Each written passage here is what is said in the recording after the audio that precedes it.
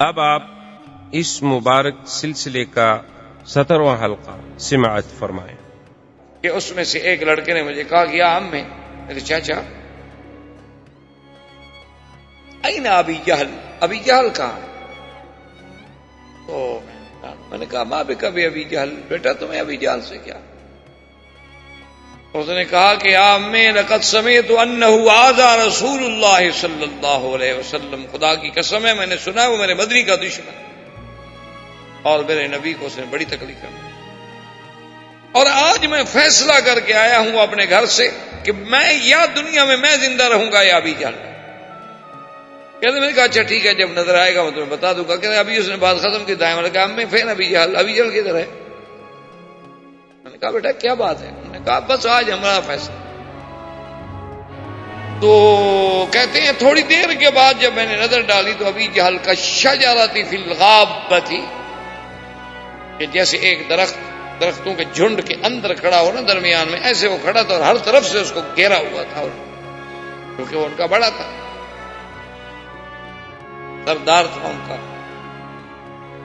اور اس وقت جنگ کا اصل سبب بھی ابی جہل تھا، ورنہ باقی تو سب نے فیصلہ کر دیا تھا کہ ہم جنگ لڑنا نہیں چاہتے۔ بنو ہاشم نے، بنی عبد المطلب نے، بنو عباس نے، سب نے کہا کہ بھئی جب قافلہ ہمارا خیریت سے چلا گیا ہے تو ہم کیوں جنگ لڑیں، لیکن ابی جہل نے کہا کہ نہیں جنگ لڑنی۔ آج ہی تو ہمیں موقع ملا ہے کہ 313 مسلمان ہمارے سامنے ہیں، مدینہ منورہ بہت دور ہے، ان کو کمک بھی پیچھے سے نہیں آ سکتی، اور ہمارے ساتھ 1000 کا لشکر، ایک ہی دفعہ مٹا دیں گے بات ختم ہو جائے گی۔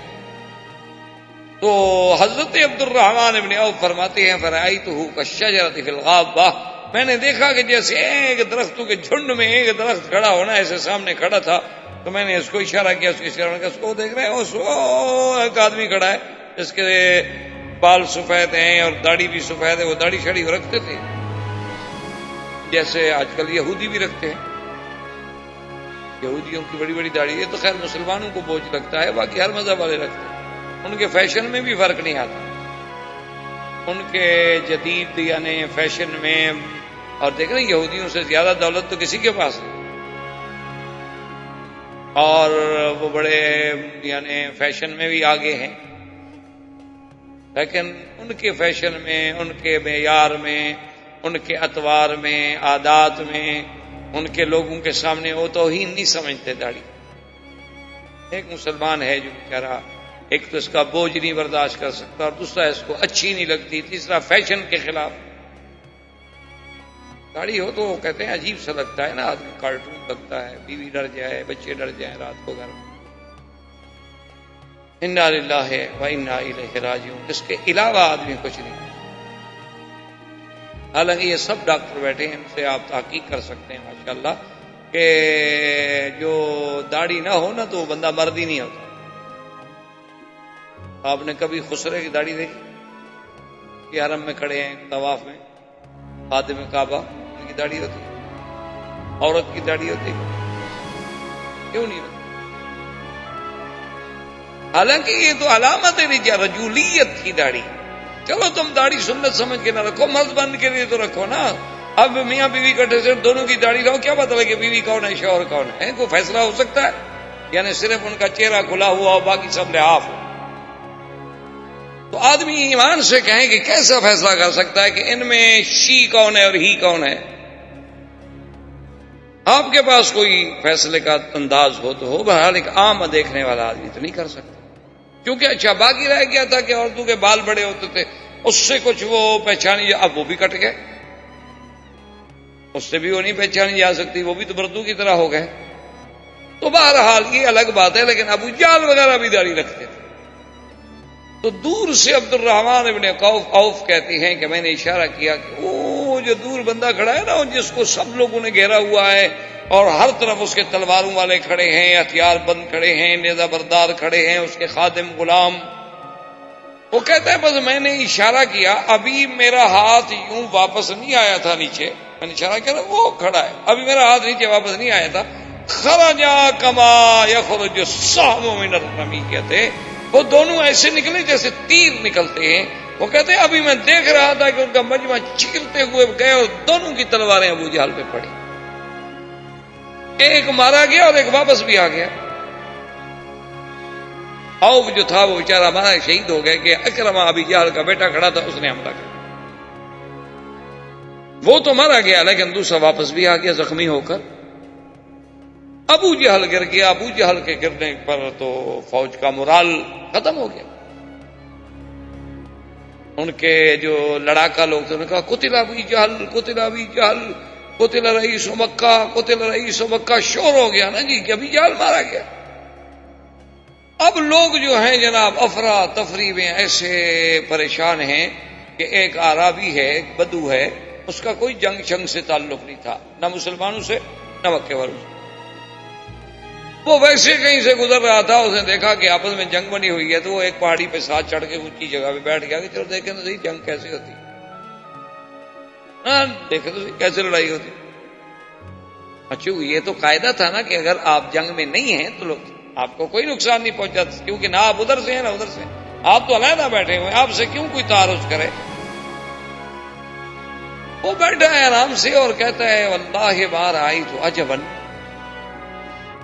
کہتا ہے عجیب بات، میں نے تو زندگی میں ایسا عجیب واقعہ نہیں دیکھا کہ فروق النساء، مکے والے ایسے بھاگ رہے تھے جیسے عورتیں بھاگتی ہیں پیٹھ دے کر، کیا ہو گیا ان کو؟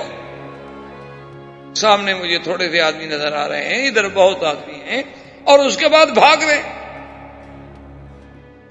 بھاگنا تو عورت کا کام ہے، مرد تھوڑا میدان سے بھاگتا ہے، یہ کون کیا ہو گیا؟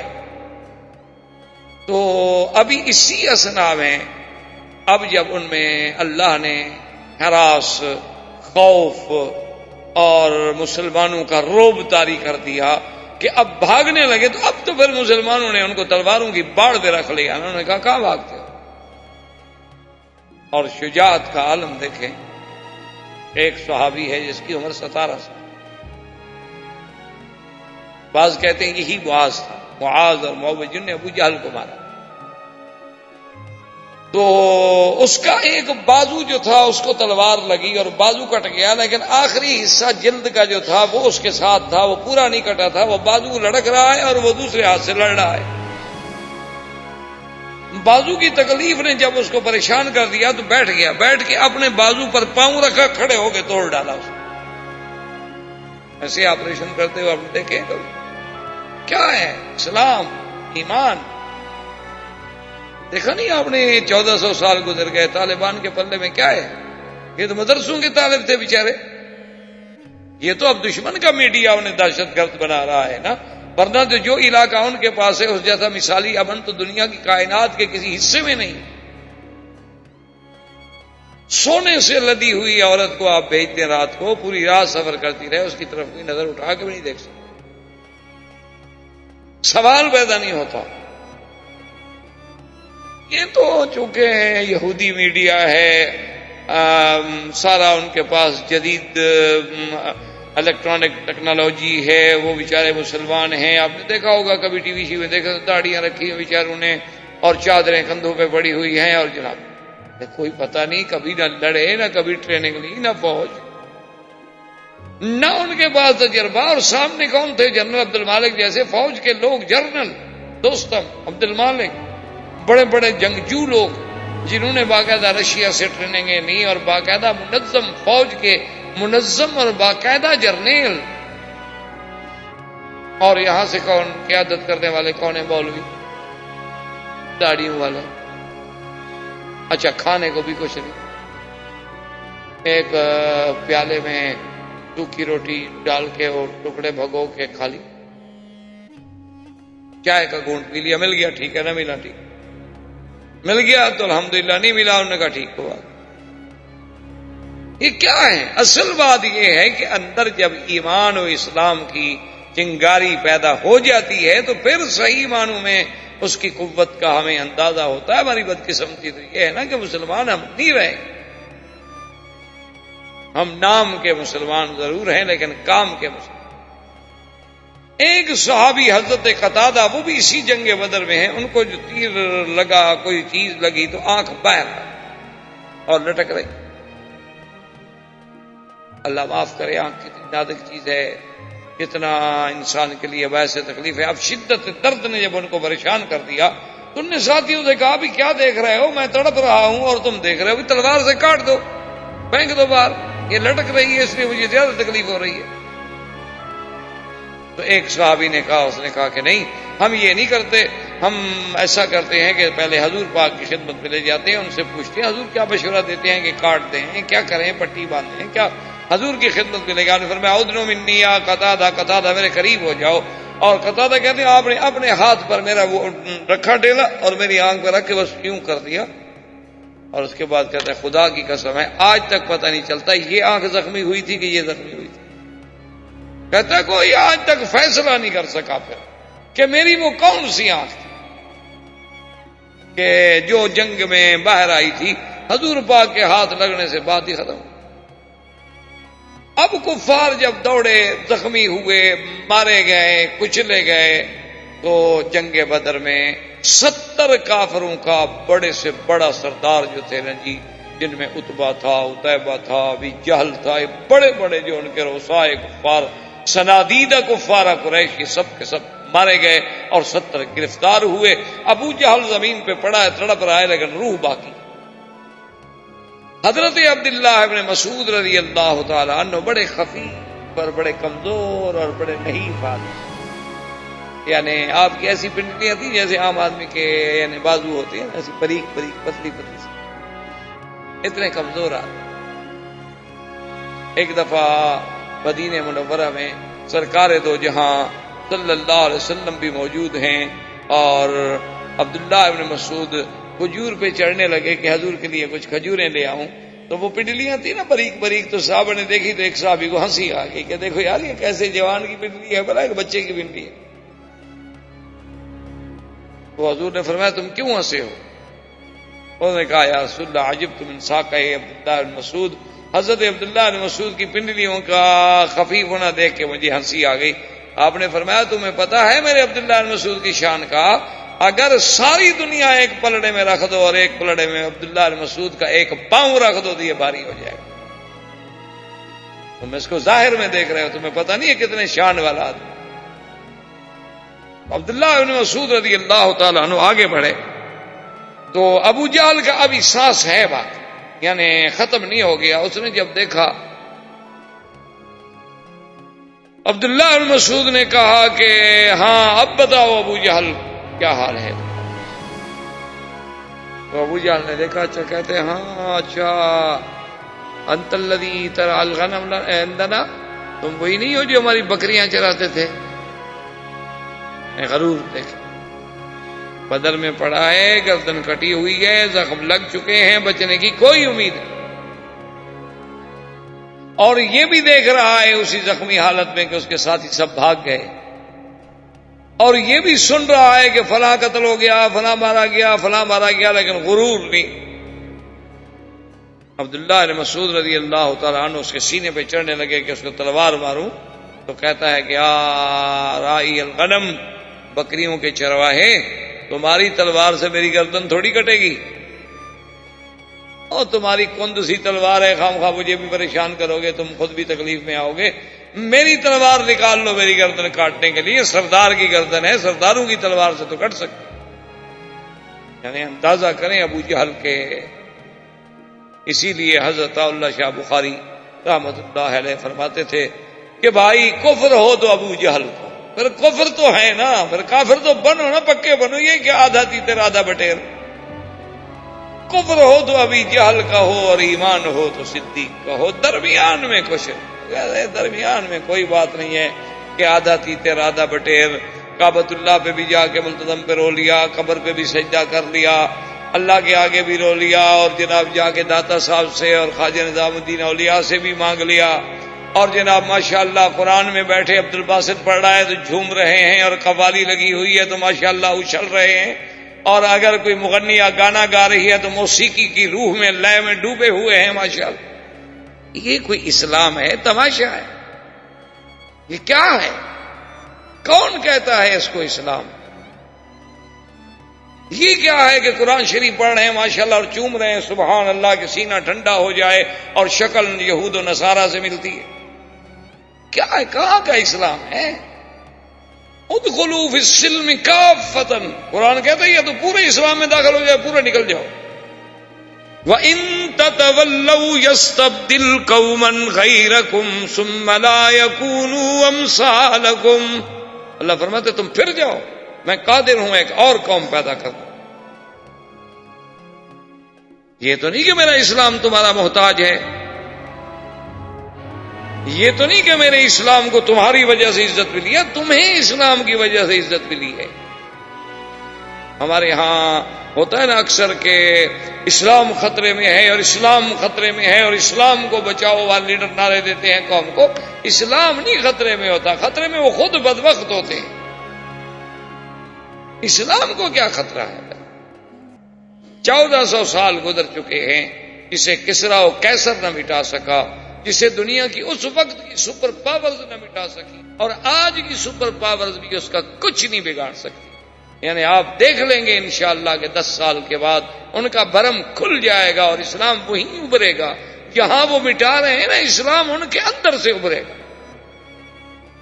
آپ دیکھ لیں، وہ وقت دور نہیں ہے. جن سٹیٹس میں ہم نے کبھی 2 مسجدیں نہیں دیکھی تھی، اب 2,000 مساجد. جن سٹیٹس میں قرآن پڑھنے کے لیے، تراویح سننے کے لیے مسلمان مکہ شریف سے قاری منگواتے تھے، اب ان کے مدرسوں سے لوگ جاتے ہیں دوسرے ملکوں میں قرآن سنانے کے. یعنی آپ اندازہ کریں، آپ حیران ہو. یعنی وہ لوگ قرآن تراویح پڑھانے والا ان کے پاس کوئی نہیں، قاری ان کے پاس کوئی نہیں. ہانگ کانگ میں ابھی میں تھا، بتا رہے تھے کہ کئی سال تو ایسا ہوتا تھا کہ مسلمانوں کے لیے تراویح پڑھانے والا کوئی نہیں ہوتا تھا. مسئلہ بن جاتا تھا جن کو صرف قرآن کی 10 سورتیں یاد ہیں، وہ بھی ہمارے سارے کام میں 3 یا 4 آدمی تھے.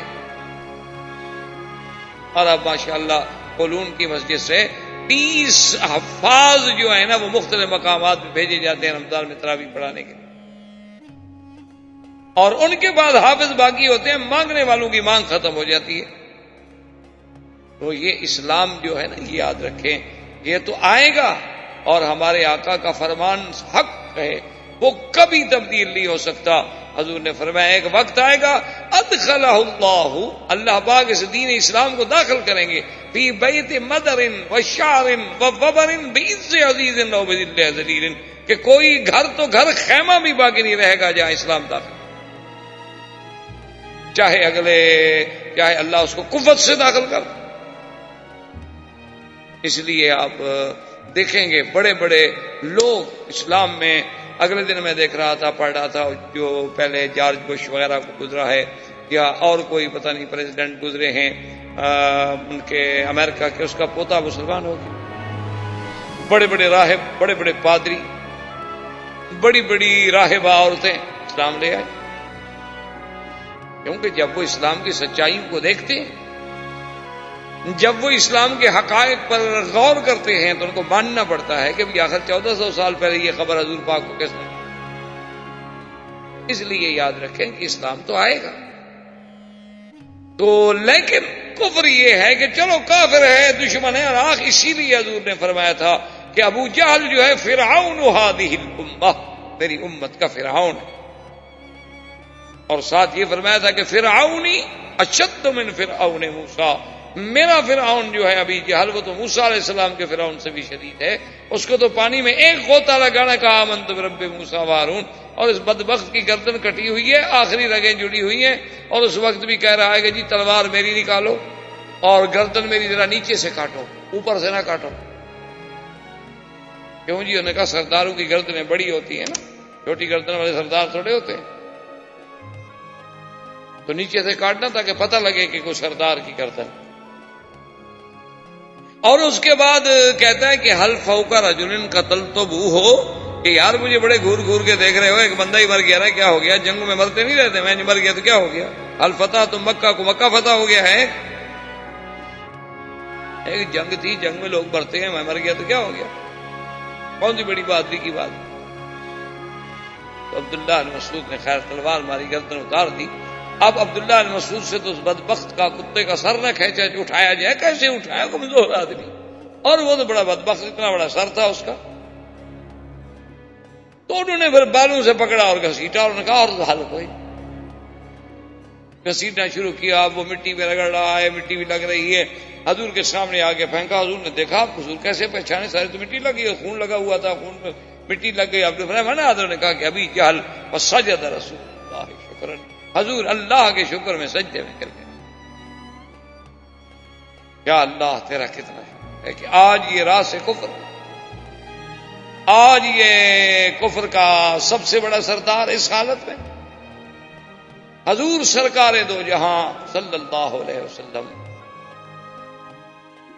اور جنگ بدر میں کہ حضرت عبداللہ ابن مسعود رضی اللہ تعالی عنہ جیسے کمزور آدمی، حضرت عباس اس وقت مسلمان نہیں ہوئے، عم رسول اللہ، حضور کے چچا ہیں، عبد المطلب کے بیٹے. عباس اتنا بڑا کڑیل جوان قریشی، تو پھر بڑے لوگ تھے، بڑی ان کے یعنی اللہ نے ان کو قد، قامت، قوت، طاقت، وجاہت، ایسے تو نہیں اللہ نے قریش کو چنا کہ اس میں نبی پیدا کرے، کوئی وجہ تو تھی نا، اور بھی تو دنیا میں قبیلے بڑے تھے نا. تو اب ان کو گرفتار کر کے لا رہے ہیں اور مسلمان دیکھ رہے ہیں، حیران ہو رہے ہیں کہ عباس جیسا آدمی تو عبداللہ بن مسعود کو کندھے پہ اٹھا کے بھاگ جائے، یہ کیسے اس کو گرفتار کر کے قیدی بنا کے لا رہے، وہ چپ کر کے آ رہے، بولتا بھی نہیں، بھاگتا بھی نہیں. جب وہ آ گئے تو مسلمان نے پوچھا کہ عبداللہ بن مسعود تم بڑے بہادر ہو گئے بھائی، یہ اتنے بڑے جنگجو آدمی عباس عبد المطلب کا بیٹا ہے اور تم اس کو لے آئے، اور اس سے کہنے لگے یار تمہیں کیا ہو گیا، آخر تم بھاگے بھی نہیں، مقابلہ بھی نہیں کیا. اس نے کہا جب اس نے میرا ہاتھ پکڑا نا، معلوم یہ ہوتا تھا کہ میرا ہاتھ ٹوٹ جائے، اتنی قوت تھی اس میں. فقالوا ذلکم الملائکہ، اور نے کہا پھر عبداللہ بن مسعود کا ہاتھ نہیں، پھر فرشتے کا ظاہر عبداللہ بن مسعود. حضور صلی اللہ علیہ وعلی آلہ واصحابہ وسلم نے حکم دیا کہ ایک سوار بھیجا جائے جو مدینہ منورہ میں جا کر خبر کرے کہ اللہ نے مسلمانوں کو پتا. کفار قریش بھاگے، انہوں نے بھی ایک آدمی، اس کا نام ہے سامان تھا، اس کے ذمہ لگایا ابھی تم جلدی سے پہنچو مکے میں، اطلاع کرو کہ ہمارے ساتھ یہ ہو گیا. وہ ہے سامان جب آیا مکے میں تو دور دور سے اس نے چیخنا شروع کیا، قتل ابو جہل وقتل فلان وقتل فلان وقتل فلان، قتل امیۃ بن خلف، قتل عقبۃ بن ابی معیط، قتل فلان وقتل فلان. تو مکے والے پیچھے والے کیا کہہ رہے ہو؟ صفوان ابن عبد المطلب کعبے میں بیٹھے تھے، تو انہوں نے کہا معلوم ہوتا ہے یہ بندہ پاگل ہو گیا ہے، یہ اتنے بڑے سارے سردار جو تھے وہ ایک ہی دفعہ میں مارے گئے، کیسے ہو سکتا ہے؟ تو انہوں نے آ کے اس سے کہا کہ این صفوان، تمہیں پتا ہے کہ صفوان کہاں ہے بدر میں، اس کا کیا بنا؟ تو اس نے کہا کیا کر رہے ہو، صفوان تو تم ہو، صفوان بدر میں تو گیا ہی نہیں. نے کہا اس کا دماغ تو ٹھیک ہے، اس کا مطلب یہ پاگل تو نہیں، یہ تو صحیح کہہ رہا. اب کیا کریں بھائی؟ اتنے میں اور آدمی پہنچ گئے اور پہنچ گئے اور سارے مکے میں ماتم ہو گیا کہ ہمارے تو سردار مارے. جلدی سے انہوں نے دارالندوہ میں میٹنگ کی اور ابو سفیان کو سردار بنا دیا کہ چلو تم چونکہ قافلہ بچا کے لے آئے تھے تو اب سردار جو ہے تم. اس نے سب سے پہلا آرڈر جو کیا ابو سفیان نے، اس نے کہا مکے والوں رونا دھونا بند کر دو، کوئی ماتم نہیں، کوئی آنکھ نہیں روئے گی، اور مسلمانوں کو بتلاتے ہو کہ ہم ختم ہو گئے، کمزور ہو گئے، رو رہے ہیں، ماتم کر رہے ہیں، عورتوں کی طرح چیخ رہے ہیں، ٹھیک ہے بدلا لیں گے. یہ کیا ہو؟ کوئی بندہ نہیں روئے گا اور کوئی بندہ اپنے قیدیوں کو چھڑانے کے لیے فدیہ نہیں دے گا، تاکہ مسلمان تو پھر عادی ہو جائیں گے، ہر روز ہمارا بندہ پکڑ لیں گے. لیکن آخر کون نہ روئے بھائی، اپنے باپ بیٹے بھائی، کسی سردار کے آرڈر سے آرڈر ہوتا رہے، لیکن گھروں میں بیٹھ کے تو ان کے تو ماتم ہو گئے، وہ مذاق تو نہیں تھی. اور یہی جنگ بدر ہے جس میں امیۃ بن خلف عجیب طریقے سے مارا گیا. امیۃ بن خلف سب سے بڑا دشمن تھا سرکار دو جہاں کا، اور یہ وہ ہے جو حضرت بلال کو عذاب دیتا تھا. حضرت بلال اسی کے غلام تھے. امیۃ بن خلف اور اس کا بیٹا جنگ بدر میں جب دیکھا کہ سب بھاگ گئے، اس نے کہا بیٹے سے کہ دیکھو بات سنو، اگر ہم بھاگتے ہیں نا ہم نہیں بچتے، کہاں تک بات شکست ہو چکی. اس لیے بہتر ہے کہ ہم اپنے آپ کو مسلمانوں کے سپرد کر دیں, شاید بچ جائے. چاہے ہمیں قیدی بنا لیا جائے, بعد میں ہمیں کوئی چھڑانے والا آ جائے, کوئی ہمارا فدیہ ادا کر دیا جائے, کچھ تو امید ہوگی نا. اگر مارے گئے تو پھر کیا امید ہوئے, تو مر گئے. انہوں نے کہا ابا آپ کی مرضی ہے. حضرت عبد الرحمن ابن عوف جو ہے تو انہوں نے بلایا کہ یا عبد ود, ان کا پہلا نام تھا عبد ود, ود ان کا بت تھا نا, بتوں کے نام تھے نا قرآن میں جس کا ذکر بھی ودن و سواعن و یغوث و یعوق و نصرا, یہ سب ان کے بتوں کے نام تھے. عبد الرحمن ابن عوف کو جو آدمی عبد ود کر کے پکارتا تھا وہ بولتے نہیں تھے, جواب نہیں. تو اس نے پھر کہا کہ عبد الالہ, اللہ کے بندے. تو یہ کھڑے ہو گئے, نے کہا کیا بات ہے؟ انہوں نے کہا کہ دیکھو تم یہ جو زرہیں چن رہے ہو نا مقام بدر سے, ان سے زیادہ قیمتی چیز میں تمہیں دینا چاہتا ہوں. نے کہا کیا ہے؟ انہوں نے کہا ان کو پھینک دو, تم ہمیں پکڑ لو, ہم دونوں تمہاری قید میں آنا چاہتے ہیں. اس کا مطلب تھا کہ ان کی پناہ ہمیں آ جائے, اسی طرح ہمیں پناہ دے دیں تاکہ پھر مسلمانوں سے بچنے کا کوئی حل تو ہو نا. تو نے کہا کہ ٹھیک ہے میں تمہیں پکڑتا ہوں.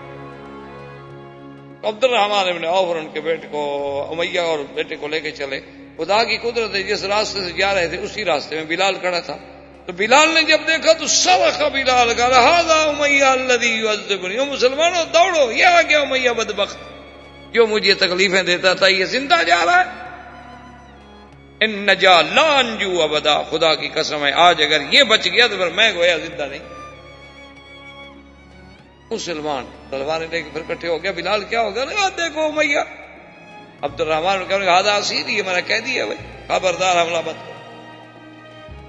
بلال نے کہا کہ دیکھو تمہارا قیدی ہو یا کوئی ہو, بات سیدھی ہے کہ اس نے مجھے اللہ کے دین کے لیے, توحید کے لیے, اسلام کے لیے انگاروں پہ تڑپایا ہے, میں اس کو کیسے چھوڑ دوں گا؟ عبد الرحمن ابن عوف کہتے ہیں کہ میں نے امیہ سے کہا ایسا کرو تم لیٹ جاؤ جلدی جلدی زمین پہ. وہ جلدی جلدی لیٹ گیا اور میں اس کے اوپر لیٹ گیا. میں نے کہا بھی اس کو مارتے ہو تو پہلے مجھے مارو. بلال نے مسلمانوں سے کہا کہ یار عبد الرحمن ابن عوف کو کوشش کرو, اس کو نیچے سے مارو بدبخت. تو عبد الرحمن ابن عوف تو اوپر لیٹے ہوئے تھے, وہ نیچے سے تلوانے مار مار کے صحابہ نے اس کو مارا.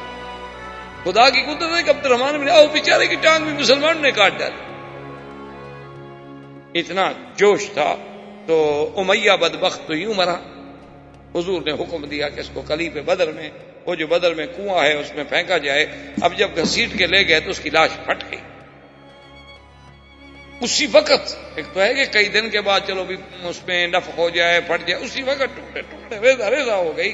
اور ایک ویسے بھی وہ ریزہ ریزہ ہو چکا تھا, تو اب اس کو کیسے گھسیٹیں, کیسے لے جائیں؟ تو انہوں نے بنا اچھا اس پر یہیں پتھر ڈال دو, یہیں اس کو ختم.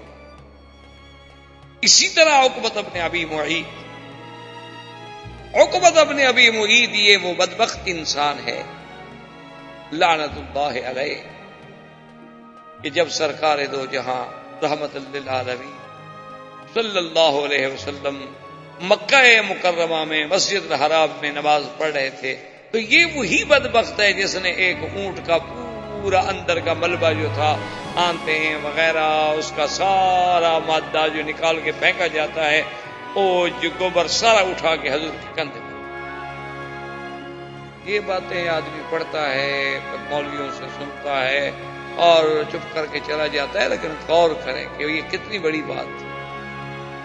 آپ کو تو اسلام کے لیے تھوڑا سا کسی کا ہاتھ بھی لگ جائے تو آپ جناب برداشت نہیں کر سکتے. آپ اگر اسلام کے لیے تھوڑی سی تکلیف بھی آ جائے, کوئی ذرا تنگ جگہ ہو یا کہیں نماز پڑھنی پڑے, نیچے مصلی ذرا میلا ہو, کارپیٹ ذرا پرانا ہو گیا ہو, تو اس کے لیے بھی تکلیف برداشت نہیں ہوتی آدمی سے. لیکن اندازہ کریں کہ اللہ کے نبی پہ کیا گزری ہوگی کہ سر سجدے میں ہو اور پورے جسم پر ایک مردار جانور کا پورا گوشت کا حصہ پڑا ہو اور بدن خون خون ہو چکا ہو, اور زبان سے سبحان ربی الاعلی. کیا عالم. یہ ڈالنے والا کون تھا؟ یہی عقبۃ ابن ابی. اور دوسری دفعہ یہی عقبۃ ابن ابی معیط تھا بدبخت کہ حضور نماز پڑھ رہے تھے تو اس نے پاؤں رکھ دیا حضور کے سر پر. حضور نے فرمایا کاد ان یموت, ہو سکتا ہے میں قریب تھا کہ شاید مر جاؤ. سانس رک گئی اور پاؤں رکھ کے ظالم کھڑا ہو گیا. بڑا اپنا 6-7 فٹ کا لمبا چڑنگا بلا دیو ہیکل انسان. تو جب یہ سامنے آیا حضور نے فرمایا ھذا عدو اللہ، یہ اللہ کا دشمن ہے، اس کو معافی نہیں. تو یہ 2 آدمی ہیں جو پکڑے جانے کے بعد بغیر لڑائی کے قتل کر دیے گئے، ایک عقبۃ بن ابی معیط اور ایک نضر بن الحارث اور امیہ بن خلف. اور باقی سب کو حضور نے فرمایا کہ جو مر گئے ان کو پکڑو اور گھسیٹو اور کنویں میں پھینک، کنویں میں ڈالو، سب کو کنویں میں ڈال دیا. حضور صلی اللہ علیہ وسلم نے اسی میدان جنگ میں عجیب عجیب واقعات پیدا ہوئے. ایک صحابی نے کہا کہ یا رسول اللہ میں تو حیران کہ میں نے ایک کافر کو تلوار ماری تو میری تلوار ابھی اس کی گردن کے قریب ہی نہیں پہنچی اور اس کا سر اڑ گیا.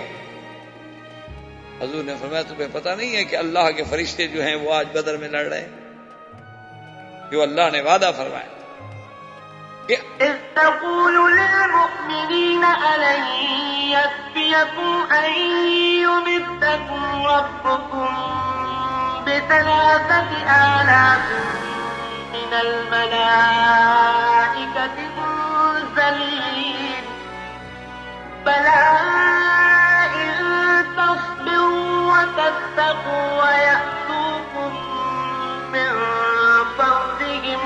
اللہ نے فرمایا اگر تم صبر کرو، اللہ تبارک و تعالیٰ کا تقوی اختیار کرو، اللہ پاک مدد بھیجیں گے. یمددکم ب5,000 من الملائکۃ مسومین. اللہ نے فرمایا 5,000 فرشتہ آسمانوں سے. اور فرماتی ہیں فرشتے ہم نے کیوں بھیجے، ورنہ فرشتہ تو ایک ہی کافی تھا نا. وما جعله الله إلا بشرى لكم ولتطمئن قلوبكم به وما النصر إلا من عند الله العزيز الحكيم. اللہ نے فرمایا کہ ہم نے جو فرشتے اتارے ہیں صرف تمہیں خوشخبری دینے کے لیے، تمہارے دلوں کی تسکین کے لیے، ورنہ مدد تو میرے ہاتھ میں ہے، میں جس کو چاہوں مدد دوں. فرشتوں کی کیا ضرورت ہے، اللہ چاہے بغیر فرشتوں کی مدد کر. ہم نے کیوں اتارے تھے؟ تاکہ تمہیں طاقت ملے، تمہیں قوت ملے، تمہارا تسکین قلب ہو جائے، تمہاری اعانت ہو جائے، ورنہ اصل مدد تو میرے ہاتھ. وَمَن نَّصْرُ إِلَّا مِن عِندِ اللَّهِ، اور نہیں آتی مدد مگر اللہ تبارک و تعالیٰ کی طرف سے. وہ جس کو چاہیں اس کی مدد فرما دیں، وہ چاہیں تو ابابیلوں سے ہاتھیوں کو بروا ڈالیں، وہ چاہیں تو ہوا سے قوم عاد جیسی گرانڈیل قوم بڑی قوت والی طاقت والی کو فنا کر ڈالیں، اس کی مدد. عاد اتنے بڑے، آپ کو پتا ہے کہ عاد قوم جو تھی اتنی بڑے بہادر، اتنے بڑے قوت والے لوگ تھے کہ ایک پتھر جو ہم میں سے 60 اور 70 آدمی نہ اٹھا سکے وہ اکیلا اٹھا لے. لیکن اللہ نے جب عذاب بھیجا تو کوئی فوج نہیں بھیجی، فرشتے نہیں بھیجے. وَأَمَّا عَادٌ فَأُهْلِكُوا بِرِيحٍ صَرْصَرٍ عَاتِيَةٍ سَخَّرَهَا عَلَيْهِمْ 7 لَيَالٍ و8 أَيَّامٍ حُسُومًا فَتَرَى الْقَوْمَ فِيهَا سَرْعَىٰ كَأَنَّهُمْ أَعْجَازُ نَخْلٍ خَاوِيَةٍ. اللہ فرماتے ہیں کہ جب ہم نے قوم عاد کو ہلاک کیا، جب ہم نے قوم عاد کو ہلاک کیا تو ہم نے ہوا بھیجی، اور ہوا بھی 7 رات اور 8 دن متواتر چلتی رہی، اور ایسے اٹھا اٹھا کے پٹخ دیا کہ دیکھنے والا دیکھے تو معلوم ہو جیسے کھجوروں کے پورے جسد پڑے ہوئے ہیں. فرمایا کہ دیکھو ان میں کوئی بچا، کوئی میرے عذاب سے بھاگ سکا. اللہ چاہے تو ہوا بھیج کے مدد کر دے. اللہ اکبر. اللہ تبارک و تعالی رحمت فرمائے. 12 لوگ بھی عجیب ہوتے ہیں. اسی واقعے سے آج کل ہمارے لوگ ہیں نا، بعض جو آپ کو پتا ہے، بعض لوگ کہتے ہیں نا کہ منگل بدھ میں سفر نہ کریں، یہ ہو جائے گا وہ ہو جائے گا. انہوں نے انہی چیزوں سے نکالا ہے. انہوں نے کہا کہ قوم عاد پہ جب عذاب آیا، قرآن کہتے ہیں ایام نحسات، یہ نحوست والے دن تھے. تو کہتے ہیں کہ بدھ کے دن سے عذاب شروع ہوا اور بدھ کو ختم ہوا، اسی لیے بدھ کے دن جو ہے سفر نہ کیا۔ عجیب قوم۔ اچھا اگر ایک دن دشمن کے لیے منحوس ہو تو تمہارے لیے مبارک ہوگا یا تمہارے لیے بھی منحوس ہوگا؟ نہیں سمجھ آئی؟ جس دن دشمن بر جائے تمہارا، چلو اس کے لیے تو منحوس ہے، لیکن تمہارے لیے تو خوشی کا دن ہے، تمہارے لیے کیسے منحوس ہو گیا؟ منحوس تو ان کے لیے تھا جن پر اللہ کا قہر ٹوٹا، تمہارے لیے تو خوشی کا دن تھا، تم ان کی تقلید کر کے ان کی برادری بن رہے ہو کہ بھی ان کو بدھ والے دن پریشانی ہوئی تو ہم بھی بدھ سفر نہ کریں۔ یہ کیا عقل ہے یار؟ اللہ کے دن ہیں، یاد رکھو، ایک دن میں کسی کے گھر میں بچہ پیدا ہوتا ہے، کسی کے گھر میں موت ہو جاتی ہے، کسی کے گھر میں خوشی ہوتی ہے، کسی کے گھر میں غمی ہوتی ہے، یہ تو اللہ کا نظام ہے، یہ تو آپ نہیں کہہ سکتے۔ تو اس لیے اب آپ جناب اندازہ کریں کہ جنگ بدر میں یعنی ایسے ایسے عجیب عجیب واقعات آئے کہ اللہ تبارک و تعالی نے فرشتے بھیجے اور حضور قریب بدر پہ آئے۔ آپ نے فرمایا یا فلان یا فلان هل وجدتم ما وعد ربكم حقا، کہ مکے والوں اللہ کا وعدہ سچا ہو گیا کہ نہیں؟ حضرت عمر نے کہا یا رسول اللہ آپ کن کو بات کر رہے ہیں، کن کو تکلیف فرما رہے ہیں؟ وہ تو بدبخت مر گئے، گل گئے، سڑ گئے، کنویں میں پڑے پڑے، ان کا تو پتہ نہیں وجود ہی ختم ہو گیا۔ اور آپ نے فرمایا بل انہ اسمع منک یا عمر، تم سے زیادہ سن رہے ہیں، کیا کہہ رہے ہو؟ میں ایسے خطاب کر رہا ہوں، میرا اللہ ان کو میری بات سنا رہے ہیں۔ حضور سرکار دو جہاں صلی اللہ علیہ وسلم اب جنگ بدر کے بعد جب جنگ ختم ہو گئی، قیدی آ گئے، حضور نے صحابہ کو بلایا، مشورہ لیا کہ ان کا کیا کریں؟ حضرت عمر نے کہا یا رسول اللہ اگر میری بات مانتے ہو نا تو جیسے جیسے یہ بیٹھے ہیں نا سردار، ان کے کوئی میرا رشتہ دار ہے، کوئی حضرت علی کا رشتہ دار ہے، کوئی حضرت جعفر کا رشتہ دار ہے، کوئی حضرت ابو بکر کا رشتہ دار ہے، کوئی حضرت فلاں کا رشتہ ہے، تو آپس میں سارے قبیلے کے لوگ نا، تو ہر رشتہ دار کو آپ حکم دیں کہ اس کی گردن اڑا دیں۔ حضور یہ مٹ جائیں تو اچھا ہے، کفر بچے گا نا تو پھر کوئی نہ کوئی یہ تو کمپلے نکالے گا نا، پھر کوئی نہ کوئی تو شاخیں نکالے گا نا، اس کو کہا اللہ نے موقع دیا ہے تو آج ہی کاٹ لو۔ انہوں نے فرمایا عمر تم تو بڑے سخت ہو، پہلے ان کا 70 مر گیا، 70 قیدی ہو کے بیٹھے ہیں، تو ان کو بھی ختم کرنے کے در پہ ہو۔ آپ نے فرمایا ابو بکر تمہاری کیا رائے ہے؟ اس نے کہا حضور بات یہ ہے کہ اگر آپ مہربانی کر دیں، چلو یہ کچھ فدیہ بھی دے دیں، مسلمانوں کی مدد بھی ہو جائے اور ان کو رہا کر دیں تو ٹھیک ہے۔ آپ نے فرمایا اچھا ابو بکر تمہاری رائے مجھے قبول ہے، تو ان کو حکم دیا کہ بھئی ان کو فدیہ دو اور چھڑاؤ۔ اب سب کے فدیے آنے لگے تو ان میں ایک قیدی جو ہیں وہ ابو العاص ہیں، جو زوج ہیں زینب، بی بی زینب کے خاوند جو تھے ابو العاص ہی حضور کے داماد تھے، وہ بھی قید ہیں اور ان کے پاس فدیے کا مال بھیجنے کے لیے کوئی چیز نہیں ہے، تو ان کی بیوی نے، بی بی زینب نے، حضور کی بیٹی نے اپنے گلے کا ہار اور کچھ چیزیں اور ادھر ادھر سے کچھ چیزیں اکٹھی کر کے فوراً بندہ بدر بھیجا کہ فدیہ دے کر میرے شوہر کو چھڑائے۔ جب وہ فدیہ لے کے پہنچے اور وہ ہار سامنے آیا تو حضور نے ہار جب دیکھا تو یہ ہار اصل میں بی بی خدیجہ کا ہار تھا جو انہوں نے اپنی بیٹی کو شادی کے وقت میں دیا تھا، تو حضور کو وہ ہار یاد آیا تو بی بی خدیجہ یاد آ گئی، فبکا رسول اللہ صلی اللہ علیہ وسلم، حضور رونے لگے۔ حضور نے فرمایا میرے صحابہ اگر چاہو تو اس قیدی کو بغیر فدیے کے چھوڑ کہ میری بیٹی کے پاس یہی ہار اس کی کل کی، اگر چاہو تم راضی ہو، چکے یہ معاملہ مسلمانوں کا ہے، میں حکم نہیں دے سکتا۔ صحابہ نے کہا حضور آپ چاہیں تو سب کو چھوڑ دیں، ایک بات آپ چاہیں حضور تو سب کو چھوڑ دیں، ہم آپ کی بیٹی کا ہار لیں گے۔ حضور پاک نے اس کو رہا کر دیا۔ اچھا خدا کی شان دیکھو، وہ بھی تو قریشی تھا، وہ مکے میں آ گیا، حضور صلی اللہ علیہ وسلم کی قید سے واپس پہنچ گیا، چھوٹ گیا، اس وقت اسلام نہیں لے آیا، بعد میں اسلام لایا کہ میں قیدی بن کے اسلام قبول کروں، اسلام قبول کروں گا تو جب آزاد اپنے منشے سے، اپنی خوشی سے۔ اور بی بی زینب کو بھیج دیا، بعد میں خود مسلمان ہو کے آ گیا، الحمدللہ اللہ نے اس کے اسلام کو قبول فرما لیا، اور حضور صلی اللہ علیہ وسلم کے اس فیصلے پر اللہ کی طرف سے ناراض کیا۔ اللہ نے حکم دیا، اور حدیث میں آتا ہے کہ حضرت عمر آئے، دیکھا کہ حضور بھی رو رہے ہیں اور ابو بکر بھی رو رہے ہیں، تو حضرت عمر نے سلام کیا اور کہا یا رسول اللہ ماذا یبکی، یا رسول اللہ حضور آپ کو کیا چیز رلا رہی ہے، مجھے بھی بتائیں تاکہ میں بھی تو آپ کے غم میں شریک ہو جاؤں۔ آپ نے فرمایا عمر، آج اللہ کا عذاب گویا کہ اتر کے اس درخت کے قریب آ گیا تھا، اگر وہ اترتا لما نجا منہا الا سعد و عمر، اس سے کوئی نہ بچتا مگر عمر اور سعد۔ اللہ نے تیرا فیصلہ قبول کر دیا کہ ان کافروں کو قتل کر دینا چاہیے تھا، فدیہ کیوں لیا؟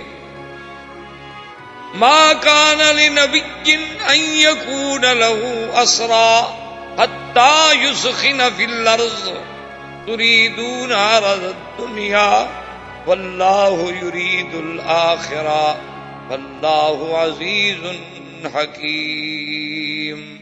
لولا کتاب من اللہ سبق لمسکم فیما اخذتم عذاب عظیم۔ اللہ نے فرمایا میرا مدنی یہ پیغمبر کی شان کو بات لائق نہیں کہ ہم دشمن قیدی بنا کے ان کے سامنے لائیں اور وہ چھوڑ دیں، کیوں دنیا کی آپ کو زیادہ ضرورت تھی؟ اگر ہم فیصلہ نہ کر چکے ہوتے کہ آپ کی ہر غلطی معاف ہے تو آج ہم پکڑ لیتے، لیکن ہم پہلے فیصلہ کر چکے ہیں کہ ہم نے اپنے پیغمبر کی ہر چیز معاف کر دی۔ پہلے بھی آدمی یغفر اللہ لک ما تقدم من ذنبک وما تأخر۔ حضور صلی اللہ علیہ وسلم کے صحابہ اصحاب بدر، جبریل علیہ السلام اترے، انہوں نے کہا، سوال کیا کہ یا رسول اللہ یہ صحاب بدر کے بارے میں آپ نے فرمایا صحاب بدر جو ہیں تمام صحابہ سے افضل ہیں۔ تو جبریل نے کہا کہ ھاکذا فی السماء، یا رسول اللہ واقعی آسمانوں میں بھی یہی فیصلہ ہوا ہے کہ جو فرشتے بدر میں اترے تھے وہ سب فرشتوں سے افضل ہیں، اور جو بندے بدر میں آئے تھے وہ سب بندوں سے افضل ہیں۔ اور خدا کی شان دیکھیں، یہ مقام بدر والوں کو ملا کہ اللہ نے فرمایا، حضور نے فرمایا کہ اللہ نے دیکھا میرے بدر والوں کو اور فرمایا اعملوا ما شئتم فانی قد غفرت لکم، کہ اے اصحاب بدر آج کے بعد جو چاہے تم کرو، میں نے تمہارے گناہ معاف کر دیے۔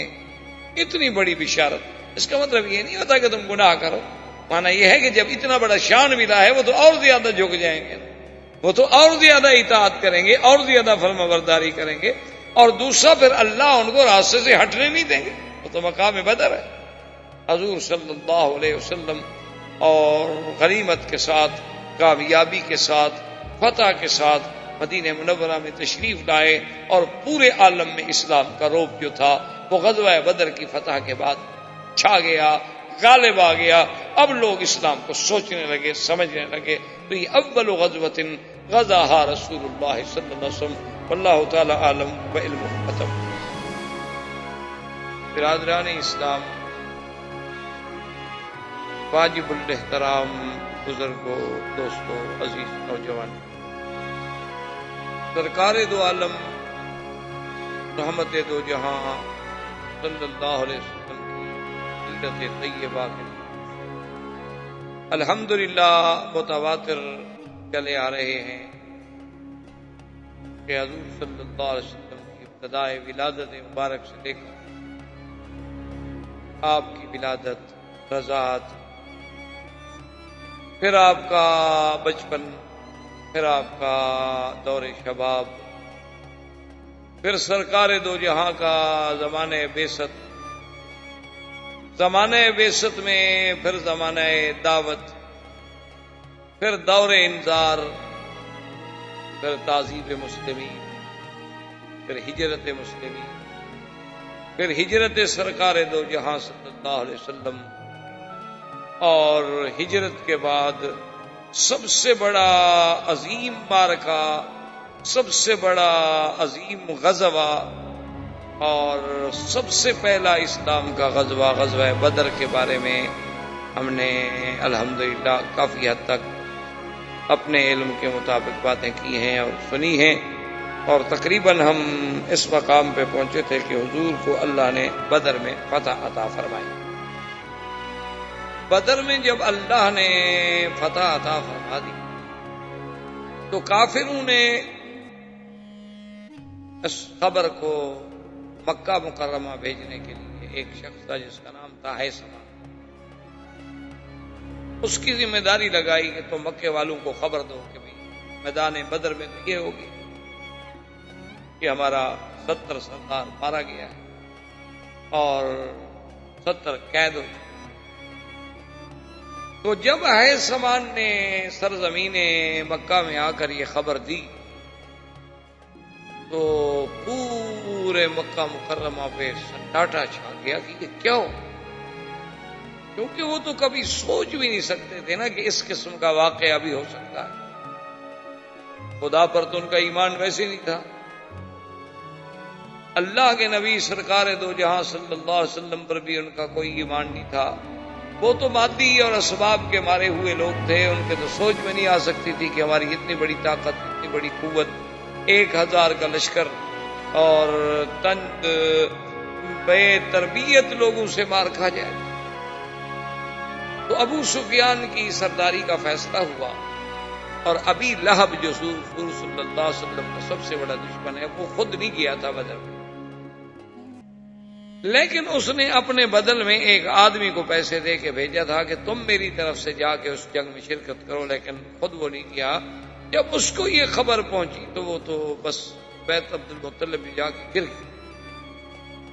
گئی. کیسے ہو کہ ہمارے سارے سردار مارے گئے، ابھی جہل مارا گیا، عتبہ عتیبہ شیبہ سب کے سب مارے گئے، نضر بن الحارث، عقبۃ بن ابی، بڑے بڑے ان کے جو خناس تھے سب کے سب مارے گئے. ابی لہب تقریباً بدر کے بعد 1 ہفتے سے زیادہ زندہ نہ رہ سکا، اس کو یہ غم کھا گیا اور اسی غم میں وہ مر گیا.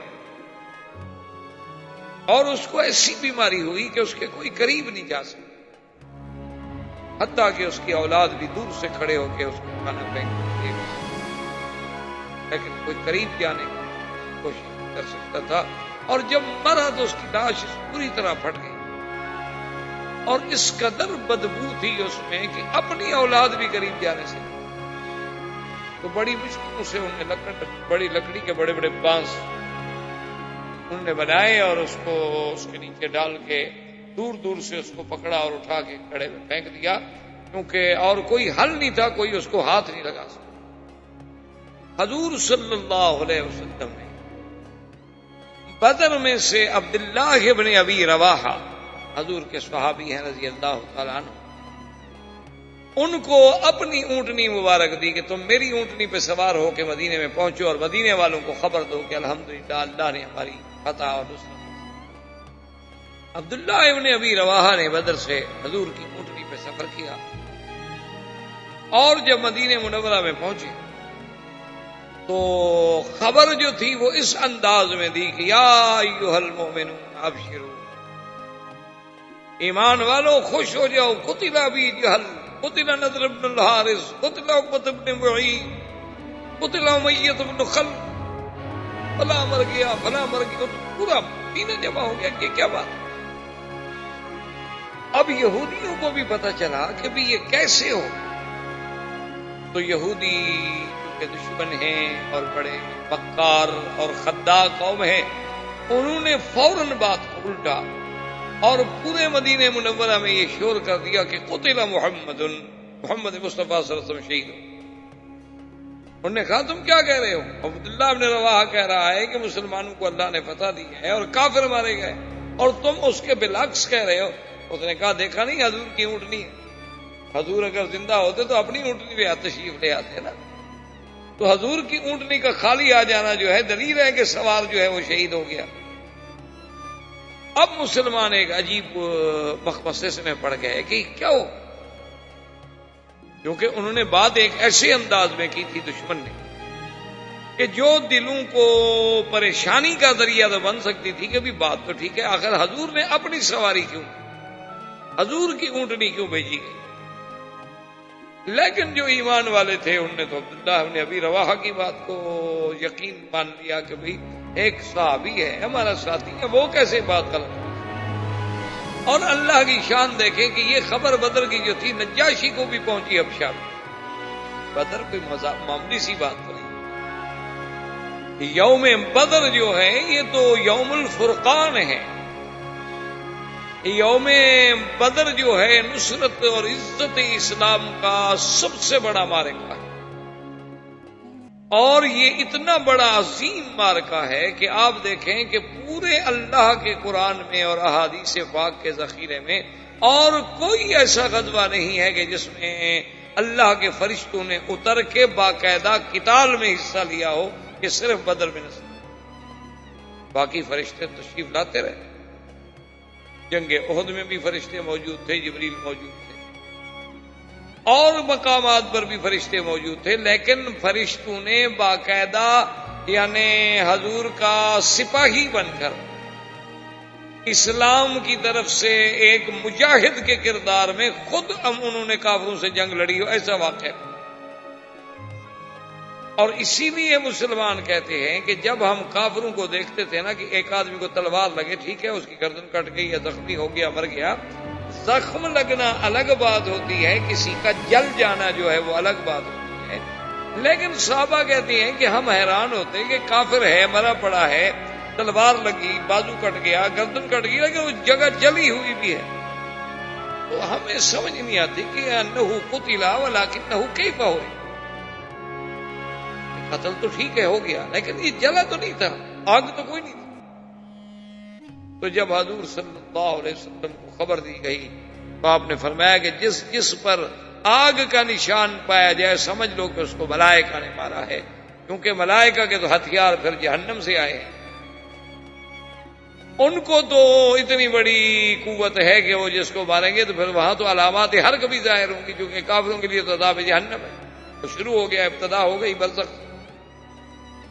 یعنی یہ پہلا غزوہ ہے، خدا کی شان دیکھیں کہ جس کو اللہ نے قرآن پاک میں اتنی تفصیل سے بیان کیا ہے، اور جیسے پچھلے دفعہ میں نے عرض کیا تھا، معلوم یہ ہوتا ہے کہ قدرت خود تخطیط کر رہی اپنے اپنے نظام کے ساتھ چلا رہی تھی کہ مسلمان یہاں سے چلیں گے، کافر یہاں سے چلیں گے، پھر وہ یہاں رکیں گے، مسلمان عدوۃ الدنیا پہ رکیں گے، عدوۃ القصویٰ پہ رکیں گے، پھر دونوں چلیں گے، پھر مائے بدر پہ رکیں گے، اور پھر خدا کی شان دیکھیں کہ جب کافر دیکھیں تو ان کو دکھایا جائے کچھ، اور مسلمان دیکھیں یقللہم فی اعین، ان کی آنکھوں میں بڑا اچھا 100-150 آدمی، حالانکہ آدمی ہزار ہے، تاکہ یہ جنگ ہو جائے، یہ جہاد ہو جائے، بس روز کی بات نہ رہے، لِیَہْلِکَ مَنْ ہَلَکَ عَن بَیِّنَةٍ وَیَحْیَىٰ مَنْ حَیَّ عَن بَیِّنَةٍ، تاکہ اس کے بعد جس نے برباد ہونا ہے تو پھر وہ جان بوجھ کر برباد ہو، حق و باطل واضح ہو۔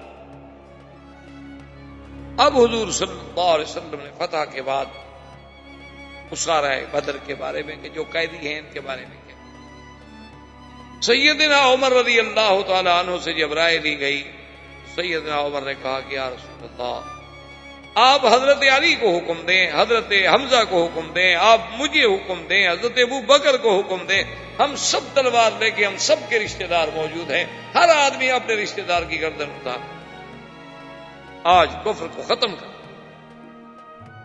حضور نے فرمایا ابو بکر تمہاری کیا رائے ہے؟ تو حضرت ابو بکر نے عرض کیا کہ یا رسول اللہ کو بہت بڑی سزا ملی، ان کا 70 سردار مارا گیا ہے، 70 آدمی ان کا قید ہے، میری رائے تو یہ ہے کہ احسان فرمائیں، ان سے کچھ فدیہ لے لیں، چلو مسلمانوں کی بھی کچھ امداد ہو جائے گی اور ان پر بھی احسان ہو جائے گا کہ چلو زندگی تو بچ گئی نا۔ حضور پاک صلی اللہ علیہ وسلم نے فرمایا عمر تمہاری رائے بڑی سخت ہے، لیکن بہرحال میں ابو بکر کی رائے کو قبول کرتا ہوں، اور حضور نے فرمایا کہ ہر آدمی فدیہ دے کر اپنے قیدی جو ہے وہ چھوڑا۔ خدا کی شان دیکھیں کہ انہی قیدیوں میں ابو العاص زوج زینب بنت رسول اللہ صلی اللہ علیہ وسلم، حضور کے داماد ابو العاص جو تھے وہ بھی گرفتار تھے، اور ابو العاص کو چھڑانے کے لیے بی بی زینب نے حضور صلی اللہ علیہ وسلم کی بیٹی نے اپنے زیور بھیجے، انہی میں ابناء رفاعہ بھی تھے، انہوں نے کہا کہ یا رسول اللہ ہمارے باپ کے پاس تو کچھ نہیں، اگر آپ نے ہمیں قتل کرنا ہے تو کرو، لیکن ہمیں چھڑانے کوئی نہیں آئے گا، چھڑانے تو ہمیں تب کوئی آئے نا کہ جب ہمارے پاس کوئی مال ہو، کوئی دولت ہو، کوئی قوت ہو، طاقت ہو، ہمارے پاس تو کچھ نہیں۔ حضور نے فرمایا اچھا ان کو بغیر فدیہ لیے ہوئے چھوڑ دیا۔ اسی طرح ایک کافروں میں قیدی تھا ابو عزا، اس نے کہا کہ یا رسول اللہ واللہ لا، حضور خدا کی قسم ہے میرے پاس کچھ نہیں، میرے پاس کوئی مال نہیں، اگر آپ مجھے چھوڑنا چاہتے ہیں، سزا دینا چاہتے ہیں، قتل کر دیں، اب ہم قیدی ہیں، آپ کے ہاتھ میں ہیں، اور اگر آپ چھوڑنا چاہتے ہیں تو مجھے چھوڑ دیں، میں ایک وعدہ کرتا ہوں کہ آپ کے خلاف کبھی زندگی میں جنگ نہیں لڑوں، آپ کے دشمنوں سے مل کر آپ کے خلاف کبھی لڑوں گی نہیں۔ حضور نے فرمایا سن۔ ابو العاص جب آیا، حضور صلی اللہ علیہ وسلم کے داماد اور زیور آئے، تو حضور صلی اللہ علیہ وسلم کے سامنے جب وہ زیور رکھے گئے تو ان میں ایک ہار تھا، گلے کا چاندی کا ہار تھا۔ حضور کی جب نظر پڑی فبقا رسول اللہ صلی اللہ علیہ وسلم، حضور کو پڑے، حضور نے فرمایا میرے صحابہ یہ خدیجہ کا ہار ہے جو اس نے اپنی بیٹی کو نکاح اور شادی کے موقع پہ دیا تھا، اور اس ہار کو دیکھ کر مجھے خدیجہ بھی یاد آ گئی، اگر تم احسان کر سکو تو محمد مدنی صلی اللہ علیہ وسلم کی بیٹی کا ہار ہے واپس کر دو، لیکن چونکہ قیدی تمہارے ہیں اب حکم تمہارا ہی چلے۔ تو نے کہا کہ یا رسول اللہ یہ کوئی بات ہے، آپ حکم فرمائیں تو ہم سارے قیدی چھوڑ دیں، یہ تو زوج بنت رسول صلی اللہ علیہ وسلم کی بات ہے۔ حضور نے فرمایا اچھا ابو العاص کو پیسے بھی ڈرائیور بھی واپس کر دو اور چھوڑ دو، لیکن آپ نے فرمایا ابو العاص ایک وعدہ کرو میرے ساتھ کہ ہم نے تمہیں چھوڑ دیا ہے، میری بیٹی کو مدینہ منورہ بھیج، تم کافر ہو، اب مسلمان اور کفر کا اجتماع جو ہے وہ نہیں۔ اس نے کہا کہ یا رسول اللہ یہ میرا وعدہ ہے، میں آپ کی بیٹی کو مدینہ منورہ بھیج دوں گا۔ اسی لیے حضور فرماتے تھے دیکھو کہ اللہ نے مجھے کتنا اچھا داماد دیا تھا کہ کافر تو تھا لیکن اس نے جھوٹ نہیں بولا اور وعدہ خلافی نہیں کی، مدینہ پہنچ کے فوراً حضور کی بیٹی کو بھیجا۔ سارے مکے والوں نے مخالفت کی، کیا کر رہے حضور کی بیٹی ہمارے ہاتھ میں ہے، ہم تو بڑے سے بڑا انتقام لے سکتے ہیں حضور سے، اور بیٹی کے بدلے میں ہم بڑی سے بڑی رعایتیں حاصل کر سکتے ہیں۔ اس نے کہا کہ میں نے حضور سے وعدہ کیا اور میں اپنی زبان سے نہیں کر سکتا کہ جھوٹ بولنا جو ہے کافر کے نزدیک بھی عیب تھا۔ ارے آپ دیکھیں کہ بڑے بڑے کافر تھے، مشرک تھے، لیکن جھوٹ بولنے کو عیب سمجھتے تھے کہ میں جھوٹ کیسے بولوں۔ اور آج مسلمانوں میں جو سب سے زیادہ صفائی سے جھوٹ بول لیتا ہو وہ ان کا لیڈر ہوتا ہے، وہ ان کا قائد ہوتا ہے، اور اسی کو سارے لوگ بڑا معزز اور اچھا آدمی سمجھتے ہیں، حالانکہ جھوٹ اتنی بری چیز ہے کہ جہاں اللہ نے شیطان پہ لعنت بھیجی وہاں جھوٹ بولنے والوں۔ تو حضور صلی اللہ علیہ وآلہ وسلم نے اس مشورے کے بعد ابھی یعنی قیدی تو آزاد ہو گئے، اب بدر سے حضور صلی اللہ علیہ وسلم کی واپسی کا سفر شروع ہونے والا ہے، آپ بیٹھے ہوئے ہیں کہ آیت مبارک نازل ہوئی۔ حضرت عمر فرماتے ہیں کہ میں جب آیا میں نے دیکھا کہ حضور بیٹھے ہیں، ابو بکر بیٹھے ہیں اور رو رہے ہیں، تو میں نے سلام کیا، میں نے کہا ما یبکیکما، یا رسول اللہ کیا بات ہے، آپ کیوں رو رہے ہیں، کوئی ایسی بات ہے تو مجھے بتائیں تاکہ میں بھی تو شریک ہو جاؤں رونے میں۔ آپ نے فرمایا عمر آج اللہ کا عذاب جو سمجھو یوں نازل ہوا کہ اس درخت کے قریب آ گیا، اور اگر اللہ کی رحمت نہ ہوتی اور وہ عذاب اتر جاتا تو کوئی بھی نہ بچ سکتا الا سعد و عمر، مگر صرف عمر اور سعد بچ جاتے، باقی سب کو عذاب پکڑا۔ جس کو اللہ نے قرآن میں بھی فرمایا کہ لولا کتاب من اللہ سبق لمسکم فیما اخذتم عذاب عظیم۔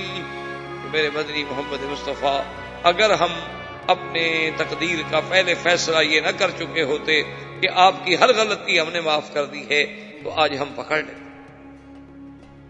تم نے دشمنوں کو آپ نے اسارا کو، آپ نے صنادید کفار قریش کو چھوڑ دیا، ہم ان کو پکڑ کے لاتے ہیں تو آپ کے سامنے تاکہ آپ کے لیے دین کی عزت ہو، اور آپ چاہتے ہیں کہ کچھ صحابہ کا فائدہ ہو جائے حیات دنیا کے لیے۔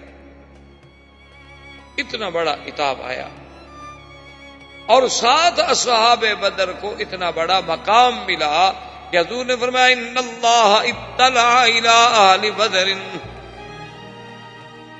حضور فرماتی ہیں کہ اللہ تبارک و تعالی نے خود اپنی نظر فرمائی اہل بدر اور فرمایا اعملوا ما شئتم انی قد غفرت لکم، کہ اے اصحاب بدر آج کے بعد جو چاہے تم کرو، میں نے تمہارے گناہ معاف کر دیے ہیں۔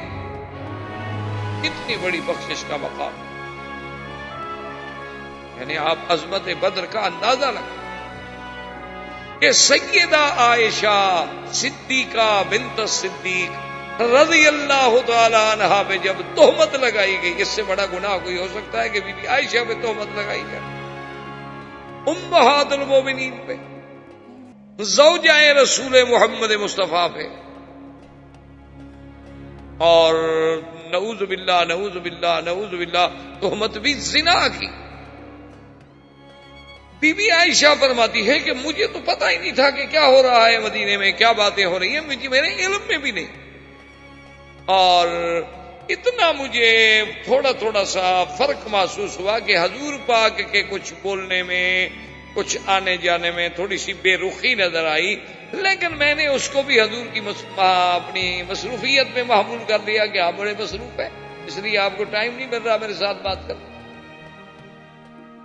کہتی ہیں کہ ایک رات جب میں نکلی گھر سے، کیونکہ اہل مدینہ کی عورتیں اس وقت یہ گھروں میں حمام وغیرہ تو بنے نہیں تھے، لہذا اپنی ضروریات کے لیے عورتیں جو تھی شام کو اکٹھی ہو کے باہر چلی، جیسے ہمارے یہاں پہلے دیہاتوں میں بھی یہ بات ہو،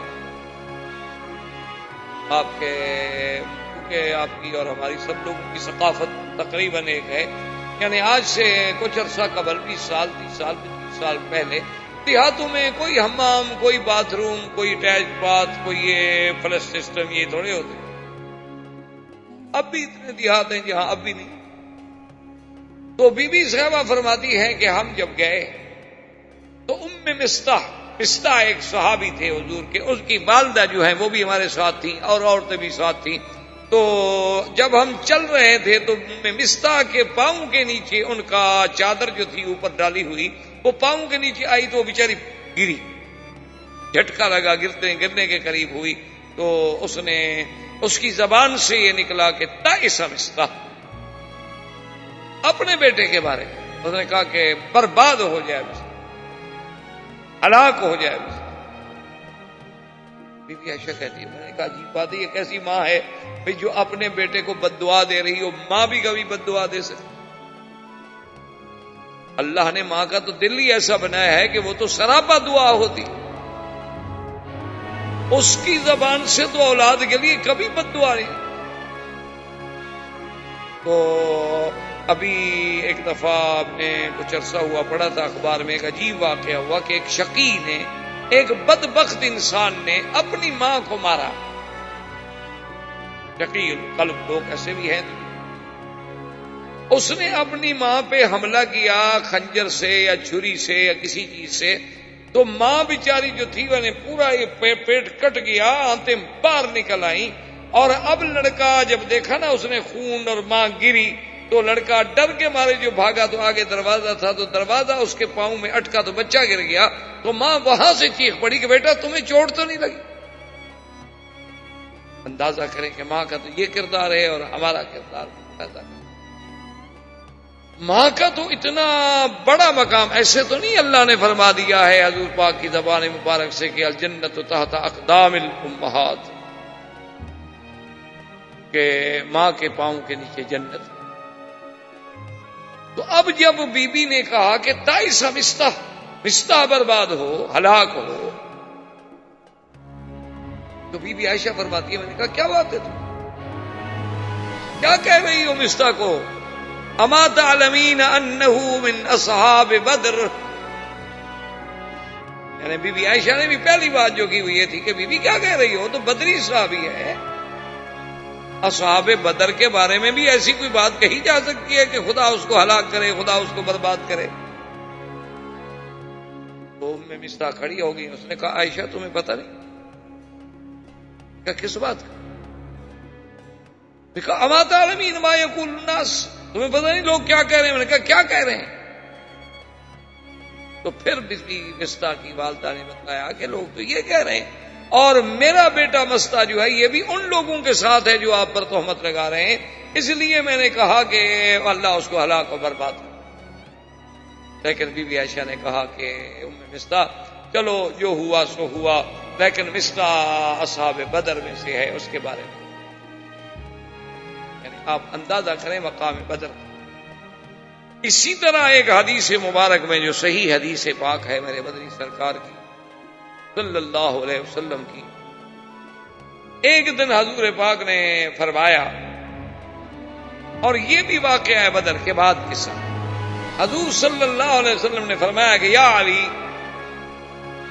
فاتوا روضۃ خاخ فإن بها زئینۃ ومعها کتاب۔ آپ نے فرمایا کہ حضرت علی فوراً دوڑو، فوراً اونٹ لو، گھوڑے لو، دستہ فوجیوں کا ساتھ لو، جلدی جاؤ، ایک مقام ہے روضہ خاخ، مدینہ منورہ اور مکے کے راستے کے درمیان میں روضہ خاخ ایک جگہ کا، وہاں پر اونٹ پہ سوار ایک عورت ہے جو جا رہی ہے اور اس کے پاس ایک خط ہے، کتاب ہے، وہ اس کو پکڑ کے لاؤ اور وہ کتاب خط برآمد کر۔ حضرت علی فرماتے ہیں بس حضور کا حکم تھا، پھر پوچھنے کی تو دیر تھی۔ حضرت علی رضی اللہ تعالیٰ عنہ فرماتے ہیں کہ ہم دوڑے اور عین اسی روضہ خاک پہ پہنچے تو ایک عورت جاتی ہوئے ہمیں اونٹنی پہ مل گئی۔ ہم نے اس کو روک دیا کہ ٹھہرو ٹھہرو، کیا بات؟ نے کہا آپ کی تلاشی نہیں، کیا بات ہے؟ آپ نے فرمایا انما کی کتاب لأہل مکہ، لا اہل مکہ تھا، آپ کے پاس خط ہے مکے والوں کے نام۔ میں نے کہا لیس معی کتاب، میرے پاس کوئی کتاب نہیں ہے، میں تو مکے سے آئی تھی کچھ مانگنے کے لیے، مدینے والوں سے کچھ مانگ کے کچھ چیزیں، کپڑا، کھانا، پیسہ لے کے جا رہی ہوں، اپنی غربت کی وجہ سے میرے پاس تو کوئی کتاب نہیں۔ حضرت علی نے اس کی اونٹنی کو بٹھا دیا، صحابہ کو حکم دیا کہ تلاشی لیں، سامان کی تلاشی لی گئی، سارا سامان ڈھونڈا گیا، ایک ایک چیز کو ہلا ڈالا گیا، لیکن کوئی خط نہیں۔ تو صحابہ نے کہا کہ یا علی رضی اللہ تعالیٰ نے سما کتاب، اس کے پاس تو کوئی خط نہیں۔ حضرت علی غصے میں آگے فرمایا عجیب بات کہہ رہے ہو، مجھے حضور پاک نے خبر دی ہے، اللہ کے نبی نے مجھے خبر دی ہے کہ اس کے پاس خط ہے، اور تم کہتے ہو کہ اس کے پاس خط نہیں ہے۔ اللہ کے نبی کی بات کو چھوڑ کے میں تمہیں فرمایا آپ نے کہ یا امرا واللہ لأجردنکی، مجھے خدا کی قسم ہے میں تیرے کپڑے بھی اتار دوں گا، وإلا فاخرج الکتاب، نکالو خط کدھر ہے۔ تو صحابہ کہتے ہیں کہ اس نے اپنا دوپٹہ اتارا تو بال تھے اس کے بڑے، ان بالوں کے اندر لپیٹ کے تو اس نے اپنے بالوں کا ایک سٹائل بنا لیا اور اوپر کپڑا ڈال لیا، اور وہ خط تو بالوں کے اندر ہے، وہاں کسی کا کہ وہ ہی نہیں ہو سکتا۔ اصل قصہ یہ تھا کہ یہ عورت بھی طوائف تھی، یہ عورت جو ہے یہ واقعتاً بھی طوائف تھی، یہ اصحاب رایات میں سے تھی۔ تو مدینہ منورہ میں جب آئی تو حضور نے پوچھا کہ تم یہاں کیا کر رہی ہو؟ تو اس نے کہا رسول اللہ قتل رؤساء مکہ، حضور مکے کے بڑے بڑے سرداروں کو تو آپ نے قتل کر دیا، آپ بھیک نہیں مانگیں گے تو کیا کریں گے؟ اب کون ہمارے گانے سنتا ہے، کون ہمیں پیسے دے گا؟ تو میں تو اب بھیک مانگنے کے لیے آئی ہوں، یہ بڑے بڑے سردار تو سارے مارے گئے، تو اب ہمیں کون بلائے گا، کون ہماری مدد کرے گا؟ میں تو مدینہ منورہ اس لیے آئی ہوں کہ مجھے کوئی بھیک مل جائے۔ حضور فرمایا اچھا ٹھیک ہے، اگر کوئی بھیک مانگنے ہے تو اس کی مدد کرو، کوئی بات۔ یہ خط لے کے گئی۔ اصلیت تو پھر ہوتی ہے نا، آدمی اپنے جرم سے تو باز نہیں آتا، جتنا ہمدردی کریں، جتنا آپ، مسئلہ مشہور ہے نا کہ سانپ کے بچوں کو آپ دودھ پلائیں تو یہ تو نہیں کوئی انسان بن جائیں گے، رہے گا تو سانپ ہی، وہ اپنی جو مقام ہے نہیں بدل سکتا۔ تو اب جناب خط جب پکڑا گیا، خط لے کے آئے تو وہ خط لکھا تھا حاطب ابن ابی بلتع صحابی نے۔ حضور نے فرمایا حاطب ابن بلتع کو بلاؤ، حاطب ابن بلتع کو بلائے۔ حضور نے فرمایا تم نے خط لکھا ہے، تم نے میرے نبوت کا راز جو ہے وہ کافروں کو لکھا ہے، خبر دی ہے میرے پروگرام کے بارے میں۔ اس نے کہا کہ یا رسول اللہ میری عرض سن لیں، اس کے بعد جو بھی آپ سزا جاری فرمائے میں حاضر۔ حضرت عمر جوش میں آ گئے، کھڑے ہو گئے، آپ نے فرمایا یا رسول اللہ دعنی اضرب عنق ھذا المنافق، حضور مجھے اجازت دے میں اس منافق کی گردن اتار دوں کہ میرے مدنی کا راز کفار کو لکھے مکے والوں کو. حضور نے فرمایا عمر کیا کہہ رہے ہو، کیا کہہ رہے ہو؟ کہا حضور آپ کا اس نے راز کھولا ہے، مسلمانوں کے بارے میں دشمنوں کو خبر دی ہے. اتنا بڑا مجرم نبی کے بارے میں ایسی بات کرے. حضور نے فرمایا عمر کیا کہہ رہے ہو؟ انہو من اہل بدر، یہ تو میرا بدر کا صحابی ہے اور اس کی غلطیاں تو خدا معاف کر چکا ہے، اس کا ہم کیا کریں؟ یہ تو وہ آدمی ہے جس کے بارے میں اللہ نے معافی دے دی. اس نے کہا حضور بات یہ ہے، سیدھی سی بات ہے کہ میرے بچے مکے میں ہیں اور میرا وہاں کوئی مددگار. میں نے ایک خط لکھا تھا اور میں اپنے عقیدے اپنے عقل کے مطابق یہ سمجھا تھا کہ اب اللہ کے نبی کا تو مکے والے کچھ بگاڑ سکتے نہیں، مکے والے ختم ہو گئے. اللہ نے نبی کو اتنی عزت، اتنی عظمت، اتنی طاقت، اتنی قوت دے دی ہے کہ اب مکے والے کیا کریں. تو میں اگر ان پر کوئی احسان کر دوں، ان کو خط لکھ دوں، تو شاید وہ میرے بیوی بچوں کے ساتھ کوئی بھلائی کر دیں. اس لیے یا رسول اللہ میں نے اپنی اولاد اپنے بچوں کے لیے مجبور ہو کے یہ بات کی ہے، اب میری گردن حاضر ہے. حضور نے فرمایا صدق حاتم، حاتم نے سچ کہا ہے، جاؤ نے معاف کر دیا. جب تمہیں اللہ معاف کر چکا ہے تم تو اصحاب بدر سے. تو آپ اندازہ لگائیں کہ اتنا بڑا گناہ ہے لیکن وہ بدری ہے. بی بی عائشہ جیسی ہستی عظیمہ پہ تہمت کا مسئلہ ہے لیکن بدری ہے، معافی مل گئی. تو بدر کا مقام اتنا بڑا عظیم تھا کہ اللہ تبارک و تعالی نے ان کے حتیٰ کہ اپنا حضور نے صحابہ سے فرمایا کہ میرے اللہ کا فیصلہ ہے کہ اصحاب بدر جو ہیں وہ غیر بدرین سے افضل ہیں، یعنی باقی صحابہ سے افضل ہیں. تو جبریل نے عرض کیا کہ یا رسول اللہ، اللہ کے فرشتوں نے بھی یہی فیصلہ کیا ہے آسمانوں میں کہ جو فرشتے بدر والے دن اترے ہیں وہ باقی فرشتوں سے افضل ہیں. آسمانوں پر بھی یہی فیصلہ ہوا جو آپ نے زمین پر. حضور صلی اللہ علیہ وسلم سرکار دو جہاں اب مدینہ منورہ واپس تشریف لائے. ابو سفیان کا بیٹا بھی گرفتار تھا اس جنگ بدر میں. ابو سفیان کو جب کہا گیا کہ تمہارا بیٹا گرفتار ہے اور اس کی دیت کے فدیے کے لیے پیسے بھیجو، تو اس نے کہا کہ نہیں، میں تو اپنے بیٹے کو فدیہ دے کے نہیں چھوڑوں. اس نے کیا کیا کہ ایک آدمی مسلمانوں کا اتفاق سے عمرے پہ آیا ہوا تو بیچارہ عمرہ کر رہا. ابو سفیان نے کہا اس کو پکڑ. ابو سفیان نے اس کو پکڑ کے قید کر دیا اور مدینے پیغام بھیجا کہ میرا بیٹا چھڑانا ہے، چھوڑنا ہے تو یہ اپنا بندہ لے لو، ورنہ میرے بیٹے کو تم وہاں قتل کر دو، اس کو میں یہاں قتل کر دیتا ہوں. حضور نے فرمایا کہ چھوڑ دو، ابو سفیان کے بیٹے کو بھی چھوڑ دو. کیوں بیچارہ مسلمان بلا وجہ ہماری وجہ سے وہ قتل ہو گیا. اب جب بات ختم ہو گئی، جنگ ختم ہو گئی، ابو سفیان نے اسی دور میں دیکھیں عجیب کتنا سرداروں میں، قبائلی لوگوں میں کتنی غیرت اور کتنا غصہ ہوتا تھا.